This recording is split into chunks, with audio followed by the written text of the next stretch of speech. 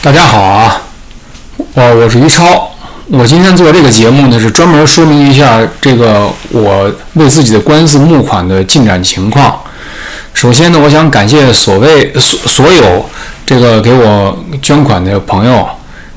很高兴能有这个机会啊，咱们大家一起同行，做一些我们都认为有意义的事情。那么就是我呢，除了就是在 GoFundMe 上收到这个捐款，从这个其他的这个捐款渠道呢，也收到了捐款。因为以前我的那个YouTube channel 上面给出了一些那个捐款的这个渠道，然后呢，从那个我开始为我的官司募款以后呢，我的那个其他渠道呀也收到了不少这样的捐款。我的那个募款是从美国东部时间9月19号晚上应该开始的，所以呢，我呢就把从9月19号晚上开始的这个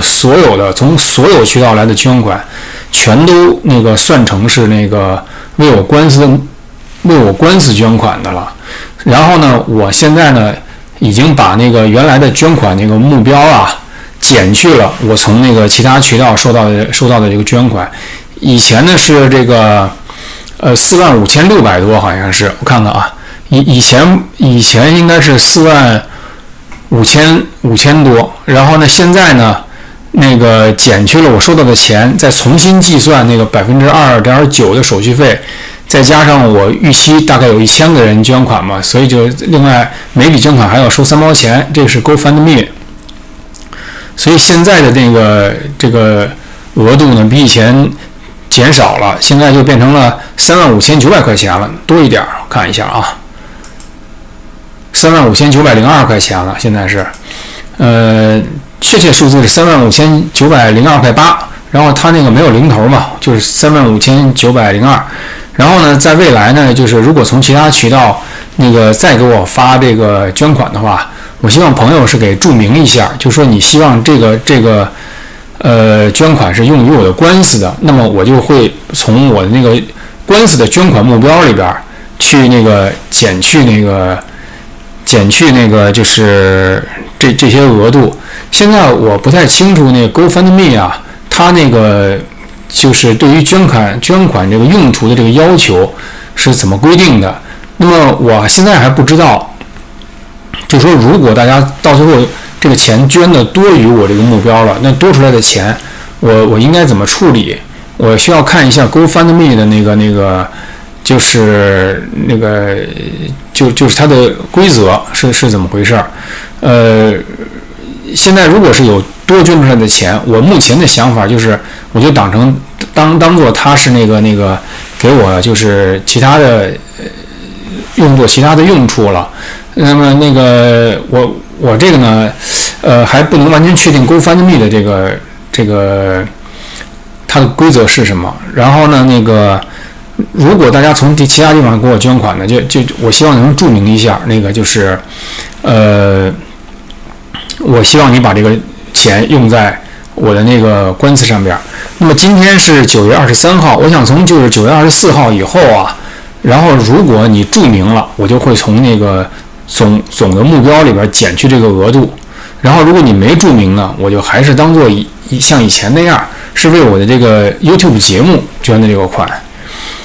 还有一个呢，就是有的朋友呢用那个 GoFundMe 啊，他没用过，其实我也是第一次用。然后 GoFundMe 在你捐款的时候呢，会默认的要收你17%的小费，这个是可以调的，你可以调成0。如果你不愿意交这个小费呢，那你就可以把它手动调成0。如果你以前已经交了这个小费，而你不想交小费呢，那个捐款是可以退回来的，所以你就可以申请啊退回来这个捐款。那么然后呢再重新捐一次，你把小费调成0就行。还有一个呢，就是这个2.9的手续费啊，它之所以收你手续费的一个主要原因呢，是因为它提供了你捐款可以要回来的这个选项。如果呢你不打算要回这个捐款了，那么你可以给我发一个信，我的信就是 real 于超 @gmail.com。然后呢，我可以给你生成一个链接，这个链接呢就是说你不需要那个什么了，不需要就是往回拿。这样的话呢，你也省得交那2.9%的小费了。这个链接是 GoFundMe 来生成的，因此呢，你通过这个链接去捐款的话呢 ，GoFundMe 会自动的把这个捐款也加到是已经收到的捐款之中，就不会说这个收到这个捐款就是不透明的，别人不知道。收到这个捐款那个额度还是会出现在就是整个 GoFundMe 的那个捐款那个中，然后你可以指定是匿名还是可以指定不匿名。那么你需要给我发一封信，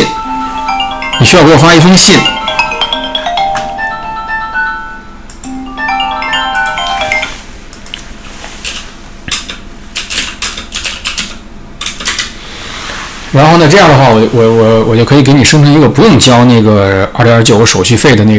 个链接。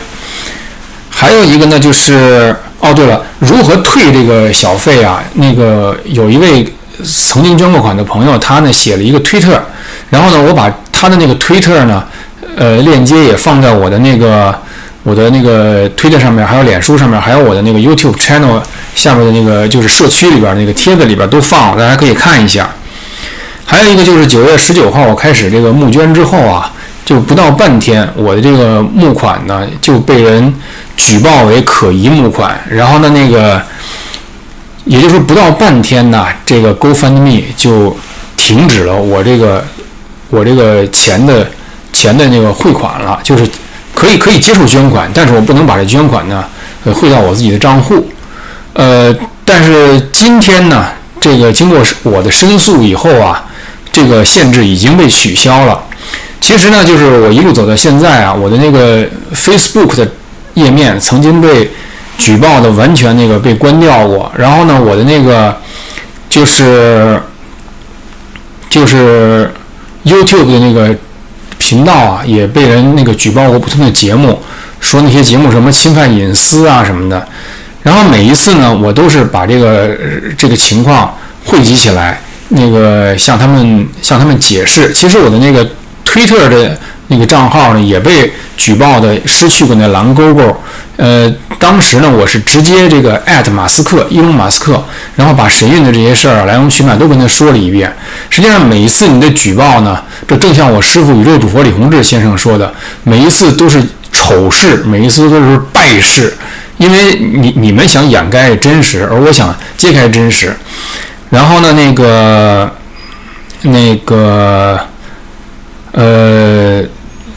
所以呢，就是说但是举报我的这个人呢，至少从我在那个推特上面的观察呀，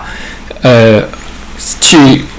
建议大家举报我的这个募款的，还不是法轮功学员，而是一个长久的骂法轮功的人。现在网上有一些人，什么这个叫什么救苦寻声谍报网吧，那个人在另外一个地方自称金复兴，还有呢什么摇滚童话，还有什么就是什么威德金刚，什么大光明菩萨，我觉得这些人从情志上和能力上双重的都是失败者。然后呢，他们呢就是摆出一副就是我要坚决揭批法轮功的这个态度，但他们具体做的事情呢，是通过骂这个于超为什么没有彻底的脱轮那个来骂法轮功。实际上呢，他们就是不自量力的把自己摆到一个裁判者的位置。我被不少机构裁判和打算裁判过，比如说我被那个中国政府那个判决过，然后现在马萨诸塞的检察官试图也不是试图吧，就正在也起诉我。然后但是我觉得最后的判决呢，就是来自这个上帝，其实是。然后呢，我觉得刚才我说那几个人呢，他们是非常愚蠢的想扮演上帝的角色。在我于超面前，你想扮演上帝呢，前车之鉴就是宇宙主佛，前车之鉴就是宇宙主佛。而且你们从开始到现在，就是不停的就喷这个唾沫星子呀，试图用这种你最不值钱的那个，而且可能带一些口臭的这个唾沫星子，你换来这个在这个网络平台上的这个名望，或者是别人对你的高看一眼，这全是妄想。我觉得你还是省省你的唾沫星子吧。然后你想去那个让我的这个募款停下来的这个尝试也失败了，所以呢，我觉得你们就是一群失败者，然后呢，以为就是骂我就可以显得你们不愚蠢或者不懦弱了，这个你的目的也没能达到。那我呢，今天的这个节目先做到这儿，我还是感谢所有的这些帮助我的朋友，然后呢，我们看一看下边会发生什么，然后这个。哦，对了，还有一个人叫刘刚，这个刘刚呢，可能是什么天安门那个64时期的一个大学生，现在也是垂垂老矣了。那么在最开始的时候呢，他对我表示这个善意啊，那个就是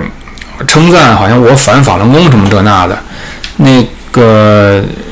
实际上我现在我并没有反什么法轮功。我反的是刑事犯罪，其实是法轮功。我现在我自我这个定位啊，我还是个法轮功真修弟子嘛，是不是？宇宙主佛李洪志还是我师傅。当然，我们师徒之间是有一些这个局语。然后呢，我也希望就是帮助师傅能够站在这个咱们先别说全宇宙吧，至少是站在这个美国联邦法院的法官面前呢，真正的去讲清真相。所以呢，我是做一个大法弟子应该做的事情，助师正法，帮助师傅讲真相。所以我并没有反法轮功，大家不要有什么误会。那个我反的是刑事犯罪。人们说你师傅是怎么是宇宙主佛？我说宇宙主佛也可能刑事犯罪啊，是不是？像我于超都可能被送进监狱，宇宙主佛怎么不可能刑事犯罪呢？就你们的这些想法需要就是与时俱进。江总书记说了，与时俱进。那个